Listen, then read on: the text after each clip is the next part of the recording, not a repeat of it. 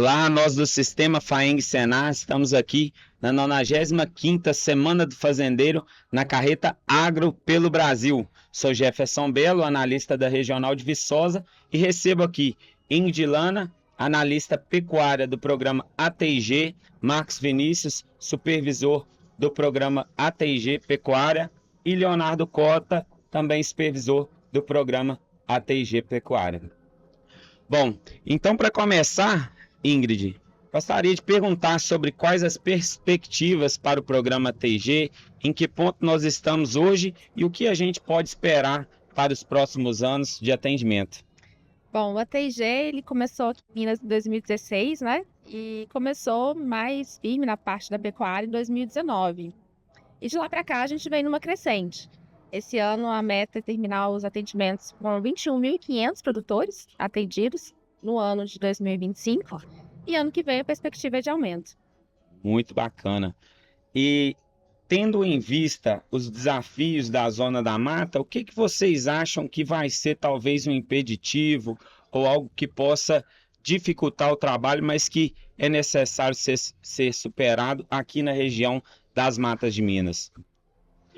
Bom, a gente tem, né, um projeto muito sólido, né, que é o projeto ATIG, que visa, né, expandir a produção de leite das propriedades e também melhorar a renda das fazendas, né, melhorar a renda das famílias, né, dos produtores. O que temos dificuldade? Temos dificuldade às vezes no mercado, né? A gente sabe que os produtores muitas vezes são muito sensíveis, né, à questão de preços, e o momento agora nesse segundo semestre é um momento de preço mais apertado, né, o preço de leite um pouco mais apertado. Porém, é agora que o produtor tem que entrar no projeto, né? Porque a gestão, né, o custo de produção, controlar o custo de produção vai fazer muita diferença na rentabilidade desse produtor. Perfeito. Ao meu ver, também a outra dificuldade que a gente tem é a desconfiança dos produtores, né? Os produtores, de forma geral, já sofreram muito, né? Por assediado, às vezes por vendas, por assistência que não tinha uma qualidade, e os resultados não foram tão bons. Então, quando a gente chega, às vezes, na fazenda para oferecer assistência técnica gerencial, o produtor, às vezes, fica com um certo receio, tá? Mas a gente vê que esse receio, depois que a gente consegue entrar na região, colocar um grupo e começar o trabalho, você vê que essa desconfiança vai acabando. O produtor começa a acreditar na assistência e o resultado vai vindo. Certo. E nós temos alguns bons resultados já para citar aqui nas Matas de Minas, por exemplo? Bom, recentemente nós fizemos um estudo, né, de evolução das propriedades do ATIG, comparando o ano 1 com o ano 2. Isso que na pecuária são 24 meses de atendimento contínuos. E nesse estudo foi constatado que nós tivemos um aumento de 20% na renda bruta dessas propriedades, do ano 1 para o ano 2, né, isolando ali o fator preço do leite. E no período avaliado a gente teve uma queda significativa. Então isso demonstra que o projeto ele atinge os resultados, né, as metas propostas, e esse é o cerne da metodologia do ATIG. Fazer os atendimentos voltados no planejamento realizado ali entre o técnico e o produtor. Recentemente também eu tive a oportunidade de estar participando, né, de um projeto de apresentação de resultados, né? E os resultados do grupo em questão foram muito sólidos, né? Média de produção acima de 15 litros. Se eu comparar isso com a média nacional, né?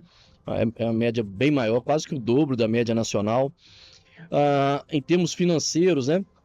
Mais de 90% das fazendas atendidas nesse grupo tinham margem bruta positiva, ou seja, o produtor conseguia pagar todas as despesas da fazenda, tá? Um ou outro produtor que não conseguiu chegar nesse resultado foi porque às vezes estava numa fase ainda de investimento, né? E, bom, então são projetos que têm resultados bastante sólidos, né, para mostrar aí. Temos resultados palpáveis, então, certo. E alguns resultados, às vezes, não é só números, né? A gente teve um dos produtores que foi premiado aqui na pecuária de leite, e quem veio ganhar o prêmio foi o filho. E ao final ele confidenciando pra gente que, como a atividade deu certo, né? Deu certo no projeto, eles passaram a acreditar, o pai passou para ele e o irmão a atividade. Então quem toca hoje é os dois filhos do produtor. Isso é muito gratificante pra gente. Isso é mais do que, vamos dizer assim, o financeiro, né? A gente conseguiu trazer autoestima para a família, para eles continuar acreditando na atividade e desenvolvendo na atividade, né? Isso é muito legal. Eu acho que esse ponto, né, que o Léo comentou é um ponto muito importante da sucessão familiar, né? O filho, né, tá numa propriedade, escutando o pai todo dia reclamar do trabalho, reclamar da rentabilidade do negócio. O filho não fica. A partir do momento que o filho vê que aquilo está dando dinheiro, que o pai aceita, né, incorporar tecnologia no processo, que o pai deixa o filho também tomar algumas decisões, né, fazer parte do processo, ele entende como, né, como tá parte ali da equipe, ele entende que aquilo ali é um negócio rentável e consegue enxergar, né? E aí o pai também anima a investir mais no negócio, né? Para permitir o filho ficar lá. Realmente esses resultados, igual o Léo falou, são imensuráveis, assim, né? São muito bons mesmo. E esse é um dos pilares, né? Uma das missões do ATG, a promoção da sucessão familiar. E ao promover o crescimento das propriedades, a gente está auxiliando esse processo, né? Ajuda no processo da sucessão, muito bacana. E assim, pegando uma fazenda de leite, quais os principais indicadores que vocês avaliariam como importantes se trabalhar em uma fazenda de leite? Bom, hoje se a gente pegar o universo do ATG, né? A gente pode considerar trabalhar, né, nesse universo do ATG, vista a capilaridade do programa, né? Nós atendemos em torno de 5.000 propriedades mensais todo mês, em toda Minas Gerais. Então, acho que a gente pode utilizar isso de plano de fundo, né? Pensando nessas propriedades, um dos principais gargalos que a gente verifica é a questão da estrutura de rebanho, aliada à questão genética e de nutrição. Então, são os pontos técnicos que mais têm que ser trabalhados nas propriedades durante os atendimentos. Bom, a Ingrid comentou, né? Se a gente pegar e ver a quantidade de indicadores que são levantados, né? A gente tem aí mais de 50, 60 indicadores, né? Então, o técnico tem a possibilidade de olhar a fazenda de cima, vamos dizer assim, uma visão geral, que tem um número que reflita a realidade da propriedade, igual a Ingrid comentou, de estrutura de rebanho, né? Então, nós temos aquele indicador vaca lactação por total de rebanho. O ideal é que a gente tenha aí acima de 45% de vacas em lactação por total do rebanho. Por quê? Porque quem paga a conta na fazenda é vaca boa parida no curral, né? Então, já pega todos os indicadores que a Ingrid tinha comentado, de produtividade, né? De produtividade por área, tá? Então, assim, uma analogia que a gente faz é igual uma casa de família, né? Se eu tenho 5 pessoas numa casa, se eu tenho 3, 4 trabalhando, é melhor do que ter uma só, tá? Então, isso dá uma visão para a gente de como é que está a reprodução, né? Quando eu avalio vaca lactação total de rebanho, eu vejo a reprodução, vejo a nutrição, que é um ponto extremamente importante, né? A nutrição tem que estar equilibrada e o custo equilibrado. E nesse sentido, né, o sistema FAENG, Senar, INAIS, sindicato, tem proporcionado aos produtores, né, um projeto de compras coletivas, de compra estratégica, perdão, né, para poder ajudar ainda mais o produtor, visto que a gente observa nos dados dessas 5.000 fazendas que em torno de 50% da receita fica empatado com a alimentação, volumoso e concentrado, né? Então, assim, é uma oportunidade muito grande que tem sido um trabalho que tem sido iniciado, que tem colhido já bons frutos e que tem tudo para ajudar ainda mais os produtores, tá? E o legal desses indicadores, dessas análises de indicador, que a gente consegue fazer ele regional, né? A gente tem uns números a nível Brasil, a nível mundo, mas também eu tenho regional. Então, assim, eu comparar uma propriedade com um grupo de produtores que está inseridos no mesmo cenário de clima, mesmo cenário de empresas que compram leite, que vendem insumos. Então, dentro daquele cenário parecido com a sua propriedade, qual a posição que você está? Você é melhor em produtividade, mas é ruim em custo? Dentro do mesmo cenário, por que você ficou dessa forma? Você ficou ranqueado dessa forma? Então isso ajuda o técnico a tomar a decisão junto com o produtor. Se comparar as propriedades, as demais ali atendidas pelo mesmo técnico. Isso aí, com as mesmas características de ambiente, características, até mesmo é o mesmo técnico que atende, né? Sim. Então por que algumas estão sobressaindo e outras não? É hora da gente ir lá e chamar a atenção do produtor de forma boa, né? Falar, você está errando isso aqui, vamos fazer igual o outro. Sempre com o mesmo objetivo, que é desenvolver as propriedades. E tendo assim esses indicadores que vocês comentaram em mente, teria alguma, não digo receita de sucesso, mas algumas coisas que as fazendas que estão tendo grande sucesso estão realizando, que vocês acham que seria ali um caminho para quem está hoje tomando prejuízo, talvez no leite, possa seguir? Teria alguma, não fórmula secreta, mas algo que possa estar buscando? Acho que o princípio básico é você gerenciar seu negócio. Você tem que identificar onde está o erro. Certo. Se você ir atrás das propriedades com melhores resultados, você vai ver que eles gerenciam os negócios. Porque nenhuma propriedade ela é perfeita. Ela vai ter os desafios dela, que seja um desafio de mão de obra, de mercado, algum desafio ela tem. Só que você vai ver que eles gerenciam o negócio deles. Então o que é gerenciar? Você pegar os seus indicadores, que é igual o Marcos comentou, são mais de 50 indicadores, ver onde que eu preciso melhorar. E é isso que eles fazem. Eu estou gastando muito com alimentação, o Marcos já falou, em torno de 50%. Aí o meu está dando 60%. O que eu tenho que fazer para melhorar? Eu tenho que ir atrás das compras estratégicas, baixar meu custo. Você vê, de forma geral, que esse quadrante, esses produtores que ganham mais dinheiro, eles correm atrás. Eles correm atrás desses indicadores para tentar melhorar. E a gente, né, avaliando os números aí do projeto ATG, e a gente falando ainda dos indicadores, né, que você tinha comentado, a gente tem alguns indicadores, a gente falou de alguns indicadores técnicos, né, nós temos alguns indicadores financeiros que medem isso pra gente. Por exemplo, a margem líquida, né, que é quando a gente pega a renda do produtor com venda de leite, venda de animais e diminui os custos.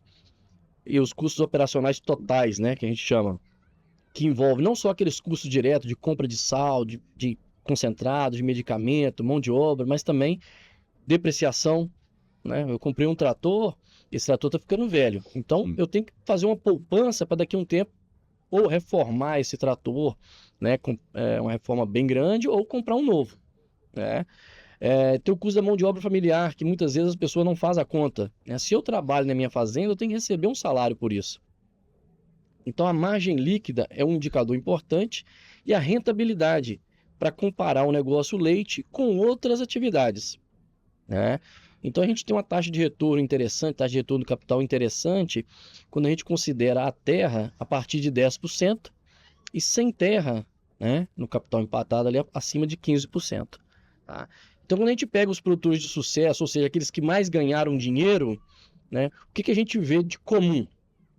Um ponto extremamente importante é o que o Léo falou, o cara gerencia, né? Gerencia bem a atividade e vai vencendo as dificuldades que ele vai tendo. De semelhante, o que a gente observa como mais importante? Primeiro, esse pessoal tem vaca boa parida no curral, alta produtividade. Ele aproveita muito bem a área, né, Léo? Tem uma lotação boa, uma produtividade por hectare boa, né? E também, esse pessoal tem um gasto com alimentação equilibrado, tá? Esse gasto com alimentação equilibrado vem daquilo que a gente já falou, de uma estrutura de rebanho boa, de comprar acertadamente, igual o Léo já comentou, né? Então, assim, esses são os pontos principais que a gente observa em fazendas de sucesso dentro da pecuária leiteira. E é interessante, né, quando a gente para fazer algumas análises, né, até de anos anteriores, pegando o universo também, né, das propriedades atendidas, quando você pergunta para um produtor, né, qual que é um dos fatores que mais contribui para ele ganhar mais dinheiro na atividade, normalmente vai ser correlacionado ao preço do leite, né? Quanto maior o preço do leite que eu estou recebendo, mais eu estou... E não necessariamente.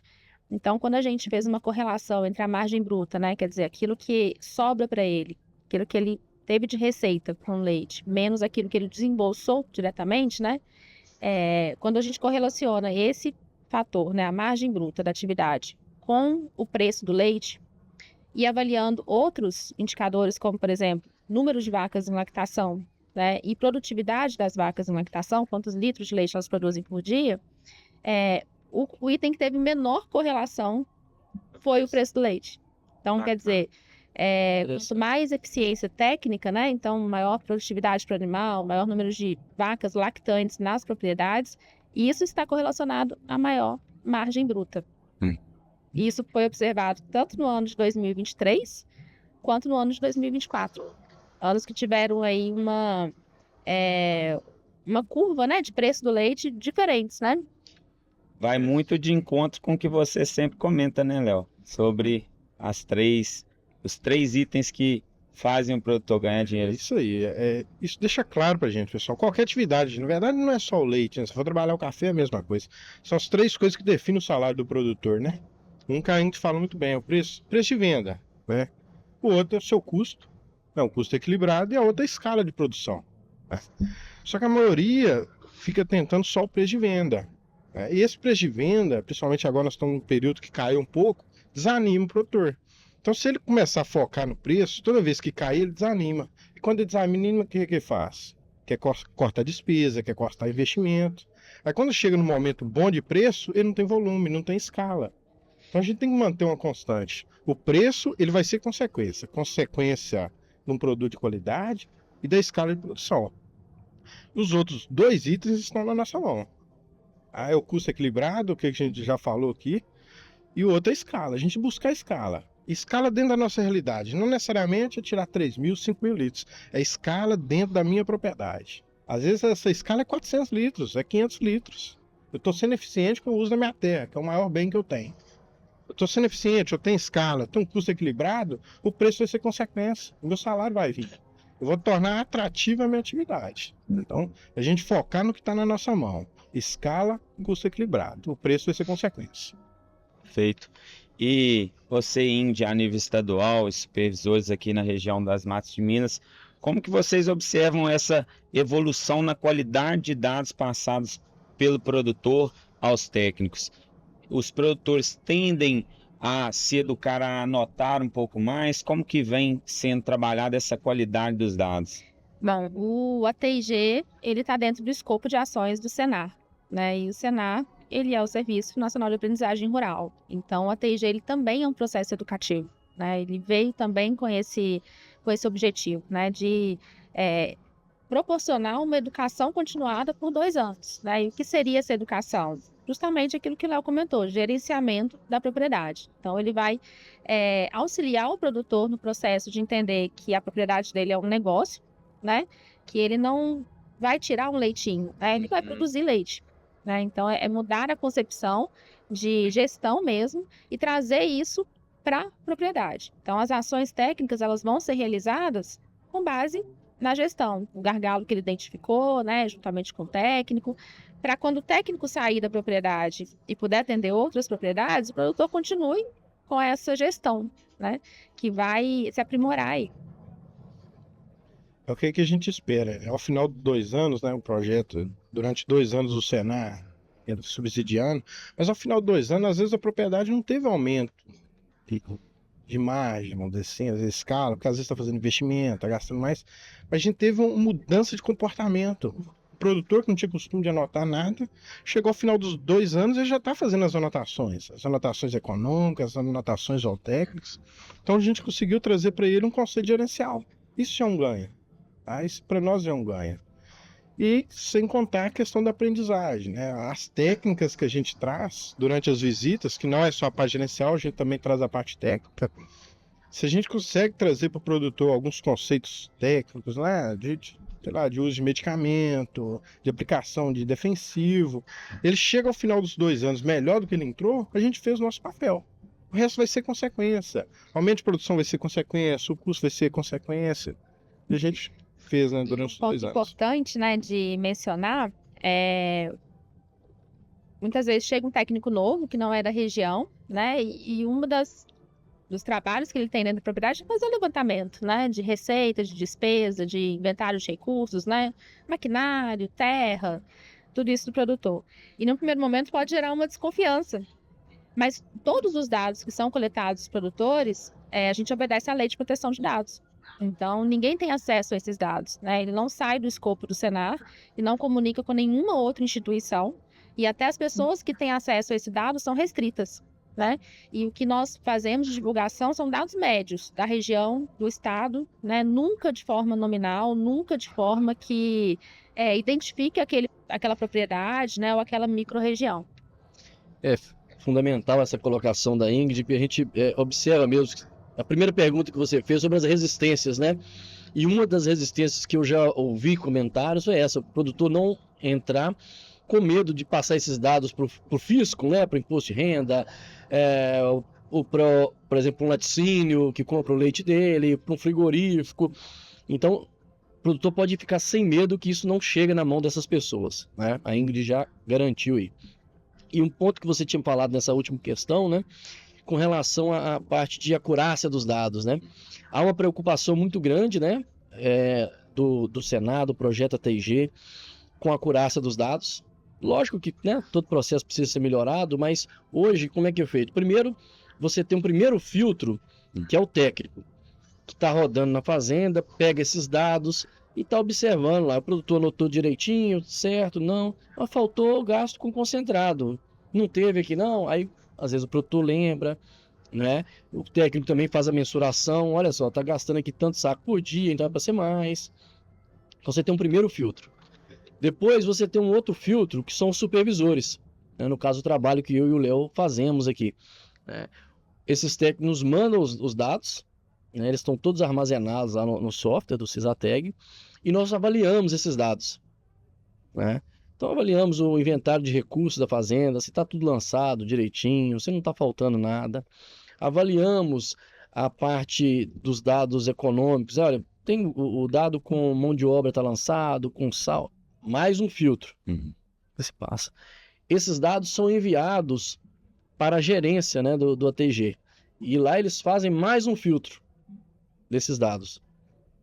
Tá? Então hoje a gente encontra, além do software, né, que o software também aponta algumas inconsistências. Né? Então, se, por exemplo, o preço da ureia, o normal vai ser de, sei lá, de R$ 2,00 a R$ 6.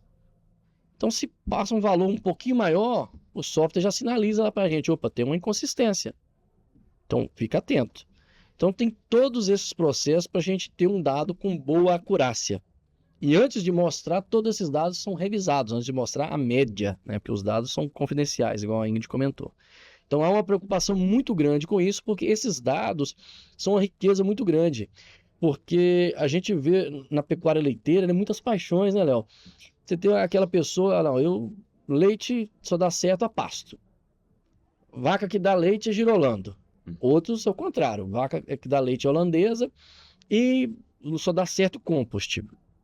E quando você entra para dentro dos números, aí você para de ter achismo, né? Você passa a ter ciência no negócio, aí você tem uma repetibilidade de 5.000 fazendas, né? Igual a gente comentou. Assim, a gente tem uma segurança muito grande para fazer apontamento. E isso chega ao técnico, né? Para fazer os apontamentos dele. Então a gente deixa de achar que é o gado A, B ou C, que é o sistema A, B ou C. E o que a gente nota de tudo isso? Aquilo que o Léo falou lá atrás. O que faz a diferença é a gestão. Não é pasto, não é gado girolando, não é gado holandês. É você saber que cada uma dessas ferramentas ela tem que ser aplicada em determinado lugar. O pasto tem o seu lugar, tem o seu o pacote tecnológico, né? O produtor sabendo trabalhar com ele ali. O gado holandês tem o seu lugar também, né? Porque nós somos, o estado de Minas já é um estado tamanho de alguns países, né? O Brasil, então, é um país continental. Então, a gente querer falar de um modelo único no Brasil é loucura. Dentro do estado já é difícil. Né? O que a gente nota é que o Léo falou lá atrás também, ó.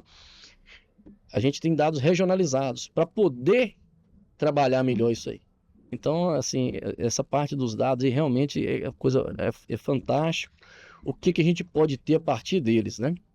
E é importante, né, reforçar essa fala do Marcos, porque a estrutura do ATG Minas, né, que o Sistema FAENG Senar construiu, né, e os sindicatos rurais levam até os produtores, é uma estrutura que se diferencia, né, dos demais estados do Brasil, né? É uma estrutura realmente que é bem robusta. Então, hoje nós temos quase 500, né, técnicos a campo. A cada 15 técnicos, nós temos um supervisor a campo, né, que são pessoas com uma qualidade técnica mais solidificada, né, nas propriedades, né, pessoas que já passaram ali por várias, né, experiências, têm uma bagagem muito grande, né, e conseguem instruir os técnicos de uma maneira interessante. Então, a cada 15 técnicos, nós temos um supervisor de campo. E temos também os consultores masters, né? Então, hoje nós temos um da pecuária de leite, nós temos da pecuária de corte, temos do café, né? E temos ainda os técnicos especialistas, né? Hoje eles atuam mais direcionados para a habilitação sanitária da agroindústria, mas, quer dizer, é uma equipe de campo muito robusta. E todos esses profissionais, todos esses atores estão com um único objetivo: melhorar cada propriedade rural, né? Se ao final do processo o produtor ganhou mais dinheiro no bolso, foi um sucesso. A gente cumpriu o objetivo. Perfeito, tem toda uma estrutura por trás da assistência técnica, né? E para completar nosso assunto, nós sabemos que o TIG preza muito pela sustentabilidade, comentamos sobre o social, com a sucessão familiar, sobre o econômico, com a rentabilidade. O que vocês falariam sobre a pegada do ATG na sustentabilidade ambiental?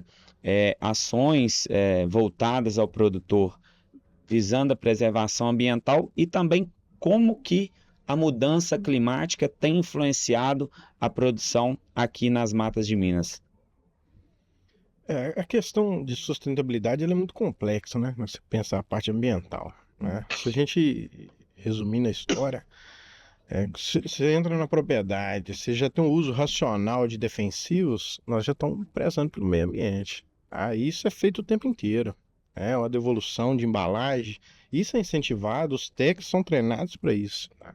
Uso de medicamento, se precisar, qual precisar.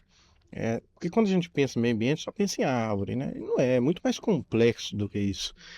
E os técnicos são treinados para focar nisso, né? Uma recuperação de pastagem, cercar a mina, isso faz parte do contexto. Os técnicos são preocupados e os produtores também, de forma geral, eles são preocupados. Às vezes eles não fazem por desconhecimento, por não saber, mas não é que eles queriam, vamos dizer assim, prejudicar o meio ambiente, não é. Vou dizer assim que é raro você encontrar um produtor que está determinado, vamos dizer assim, a atrapalhar o meio ambiente. Os que não fazem, às vezes que eles não sabiam, achou que está fazendo de forma correta, sabe? E os técnicos estão lá para isso, para ajudar eles a corrigir esses problemas. Sabe? Eu acho extremamente interessante, né? Assim, o projeto ATG, os projetos de assistência técnica, eles são projetos, assistência técnica, são projetos extremamente sustentáveis. A sustentabilidade a gente tem que entender como um tripé, econômico, social e ambiental. Então, a parte econômica a gente já discutiu bastante aqui. A parte social, né, que são trabalhadas as informações assim, com o produtor, né? O Léo outro dia a gente estava discutindo, contando um caso, olha, você tem que melhorar a casa do seu funcionário para você conseguir retê-la, essa pessoa aqui, né? Vários técnicos, né, têm feito esse trabalho, tá? Além do que a fazenda recebendo mais, né? O produtor ganhando mais dinheiro, ele consegue remunerar melhor o funcionário. Então tem uma pegada super social também. O técnico indo lá, ele vai pensar na questão, se tem que passar um defensivo, usar um EPI, né? Então, há todo esse cuidado. E a parte ambiental também. A partir do momento que a gente consegue ter mais eficiência dentro do sistema, né? O sistema fica mais sustentável. Por exemplo, você tem lá os dejetos na fazenda. E aquilo é uma riqueza muito grande, é um adubo muito, muito rico. Muitas vezes o produtor dá aquilo para os outros, vende a um preço baixo. Chega o técnico, qual que é a orientação? Vamos levar isso aqui para a área de produção de volumoso. Então você consegue, às vezes, usar menos adubo químico. Ou às vezes usa a mesma quantidade, produzindo uma quantidade de volumoso maior, né? Então, assim, há uma pegada muito grande de sustentabilidade. Se eu falar em termos de pegada de carbono, a gente tem alguns estudos, né, mostrando que à medida que a fazenda é mais eficiente, né, por exemplo, se eu pego uma vaca de 2.000 kg de leite e uma vaca de 4.000 kg de leite, que é a transformação que o ATG faz, o que acontece? Essa vaca de 4.000 kg de leite, quando eu faço uma pegada de carbono dela, ela é a pegada é muito menor do que essa de 2.000 kg de leite. Por litro de leite. Por litro de leite, né? Então, assim, sustentabilidade e ATG, eles andam de lado a lado, de mãos dadas, tá? De mãos dadas. Tanto que a gente finalizou, né, recentemente um projeto, FIC Paisagens Rurais, que ele tinha um dos objetivos dele era a recuperação de áreas degradadas, né, lá na região do Triângulo. Temos também alguns projetos, né, por exemplo, do INAS, voltado para a recuperação de áreas degradadas, né, e o sistema FAENG, né, como um todo, nós temos uma equipe, né, uma gerência de sustentabilidade muito atuante, né, fazendo a representação dos produtores e a defesa deles. Então, está tudo muito interligado, né? Fora os cursos, né, de FPR também voltados para capacitar os produtores, colaboradores, né? Então, está tudo muito realmente interligado nesse ecossistema. Perfeito. E para encerrarmos, quais seriam aí as perspectivas de futuro para a pecuária de leite aqui na região das Matas de Minas? As perspectivas são boas, né? São muito boas. A atividade leiteira, nós acreditamos, que é um excelente negócio, desde que bem trabalhada, né?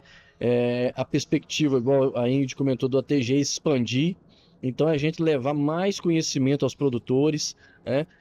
Elevando a produtividade, melhorando essa parte de gestão, né? Então, assim, são boas perspectivas para os produtores de leite, tá certo? Porque a gente acredita que a atividade leiteira é um bom negócio e a gente acredita com base nos números que a gente tem aí de mais de 5.000 fazendas, né? Que são medidos aí ano a ano, tá bom? Exatamente, né? Concordo com o Marcos. Eu acho que o leite ele tem um cunho social muito grande. Então, nós temos que realmente melhorar as propriedades, né? Melhorar as famílias, promover a sucessão familiar, deixar as pessoas no campo mais bem, né? Bem remuneradas, né? Bem, com retorno, um sentimento de progresso. Então, é isso que a gente busca e o projeto está, assim, em expansão, né? Ano que vem nós temos aí a perspectiva de aumentar o número de propriedades atendidas e levando sempre com qualidade. Isso que é o importante. É isso aí. Eu acho, nós estamos inseridos aqui na Zona da Mata, num ambiente muito propício para desenvolver a atividade de leite, né? É igual outras atividades na região, igual o café também. Tem um grande potencial, né? Você está vendo hoje um fluxo reverso, né? O pessoal voltando para a atividade rural. E o leite, um grande potencial. Quem estiver interessado em começar ou está na atividade, pode acreditar que eu acho que é só trabalhar os conselhos gerenciais, igual a gente falou aqui. Tem tudo para dar certo. Tem futuro. Agradeço a participação de todos. Estamos aí, até a próxima Carreta Agro pelo Brasil.